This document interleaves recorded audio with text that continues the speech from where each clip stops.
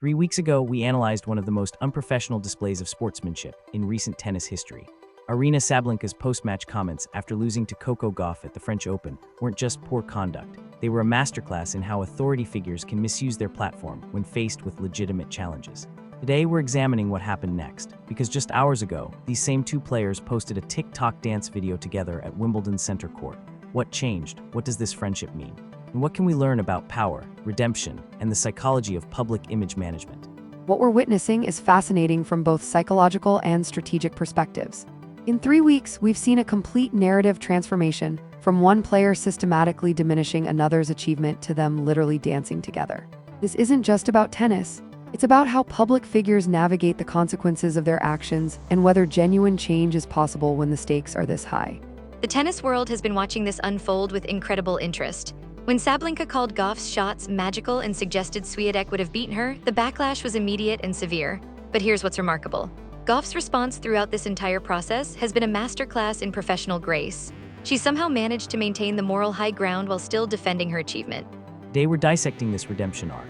Was Sabalenka's transformation genuine or calculated? Why did Gauff choose grace over confrontation? And what does this teach us about how power dynamics shift when someone in authority faces real consequences for unprofessional conduct? Let's start with the timeline. June 7th, Sabalenka makes those controversial comments. June 8th, she posts an Instagram story walking back some remarks. June 18th, she gives a full interview to Eurosport Germany apologizing and revealing she wrote to Gauff privately. June 27th, they're dancing together at Wimbledon. Dr. Martinez, what does this progression tell us psychologically? This is a textbook example of crisis management psychology. Sabalenka's own words reveal the process. That was just completely unprofessional of me. I let my emotions get the better of me. I absolutely regret what I said back then. But notice the timeline. She didn't apologize immediately. She admitted writing to Gauff not immediately, but recently. This suggests the apology came after facing consequences, not from immediate remorse. The backlash was intense. Fans were questioning whether Sabalenka lost sponsorship deals over this behavior. The tennis community, media, and even fellow players were criticizing her conduct. Social media was filled with comments calling her behavior classless and comparing her unfavorably to champions like Federer and Nadal. When you're the world number one, that kind of universal criticism has real consequences. But here's what's interesting. Sabalenka's apology seemed to go deeper than just damage control. She said, "I realized a lot about myself. Why did I lose so many finals? I kept getting so emotional." This suggests she connected her unprofessional conduct to deeper competitive issues. That's actually significant. She acknowledged, "I'm the one who always treats my opponents with great respect, whether I win or lose. Without that respect, I wouldn't be where I am today."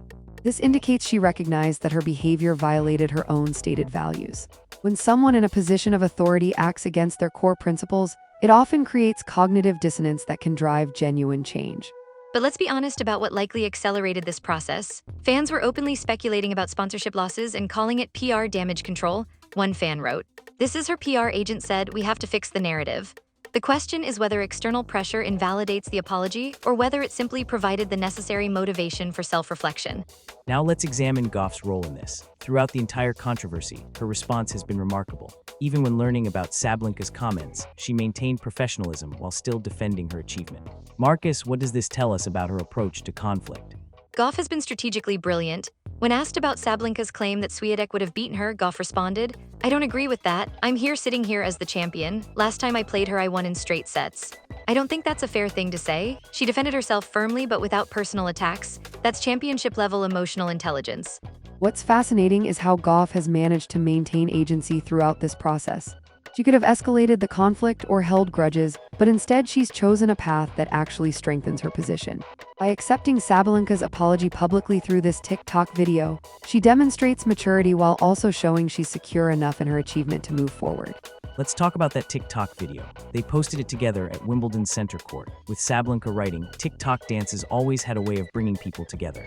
The public reaction has been fascinating. Some see it as genuine friendship, others as calculated PR. The video serves multiple purposes. For Sabalenka, it's visual proof that she's been forgiven by the person she wronged. For Gauff, it shows she's gracious in victory and not someone who holds grudges. But most importantly, it shifts the narrative from conflict to reconciliation, which benefits both players heading into Wimbledon. The tennis world's reaction has been telling. Some comments like Coco is better than me and she's so much more mature than me show genuine admiration for Gauff's grace, but others are more skeptical. Damage control, PR crisis well handled, I don't buy it. The public isn't unanimously convinced this is genuine friendship. What's particularly interesting is how this incident has affected both players' public images. Sabalenka went from being seen as unprofessional to someone capable of growth and accountability. Gauff has emerged as not just a champion on court, but as a leader in how to handle controversy with grace. From a psychological perspective, this creates what we call a halo effect for both players. Sabalenka gets credit for being able to admit mistakes and change course. Gauff gets credit for being mature enough to accept genuine apologies. Both narratives are actually more compelling than if the controversy had never happened. But there's a deeper question here about competitive dynamics.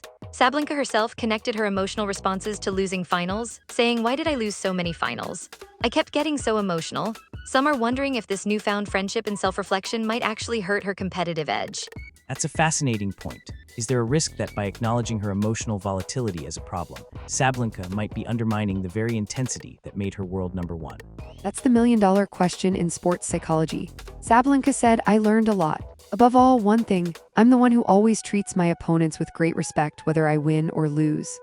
The challenge is maintaining competitive fire while developing better emotional regulation. Some athletes thrive on that edge, even if it occasionally crosses lines. What's certain is that this has changed the dynamic between them. Gauff and Sabalenka are now the top two seeds at Wimbledon, and they can only meet in the final.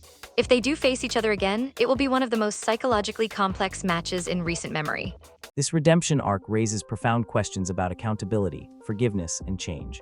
In 3 weeks, we've seen a complete transformation from unprofessional conduct to apparent friendship. But what can we learn from this about power dynamics and public accountability? What's remarkable is that consequences actually worked here. Sabalenka faced real backlash and appeared to engage in genuine self-reflection, saying, "It took me a while to go back and think about it, to approach it with open eyes." This suggests that when authority figures face real consequences for unprofessional behavior, change is possible. But we should also credit Gauff's approach. In her interviews, she consistently took the high road, saying, "I was a little bit surprised, but at the end of the day, it was tough conditions and a tough match." She defended herself without escalating the conflict, which created space for this reconciliation. Broader lesson here is about the power of professional conduct under pressure. When Sabalenka used her platform inappropriately, she faced consequences. When Gauff maintained professionalism despite provocation, she gained respect. Both outcomes were directly linked to their choices about how to handle a challenging situation. This case study shows that public accountability can drive genuine change, but it requires several factors: real consequences, genuine self-reflection, and someone willing to accept authentic apologies. Without Gauff's grace in accepting the apology, this redemption arc wouldn't have been possible.